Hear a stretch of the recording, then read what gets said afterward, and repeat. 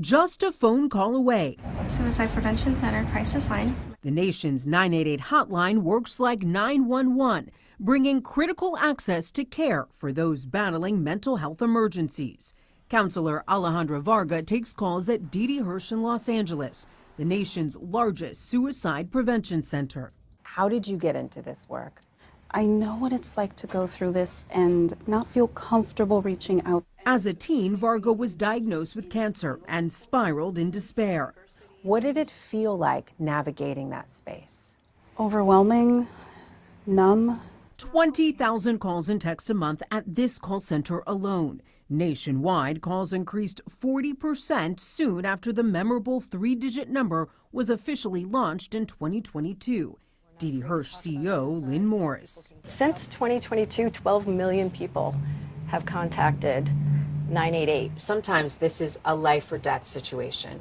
Absolutely, it very much can be. So we have dealt with people calling our line who have either taken measures to end their life or are sitting at home with a gun in their lap. A new study outlines that while calls have gone up, access to care after those initial calls has not increased. Its authors are pushing for more awareness and funding to make 988 more effective for those in need. There aren't enough resources. There aren't enough therapists. 1 in 4 adults in the U.S. lives with a diagnosable mental illness, but many more could be struggling without a diagnosis, and the numbers are expected to go up. Meanwhile, public health services nationwide could face federal cuts. If you don't get those steady resources, what does our community look like a year from now, 5 years from now?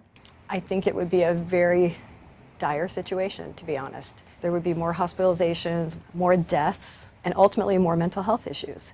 Varga, that once struggling teen turned counselor, promises to be on the other end. When someone calls suicide prevention, they're already breaking through a lot of barriers and a lot of stigma. So there is vulnerability and courage in those first few moments of contact. It's those moments where you show someone, I'm glad you called. Elise Preston, CBS News, Los Angeles.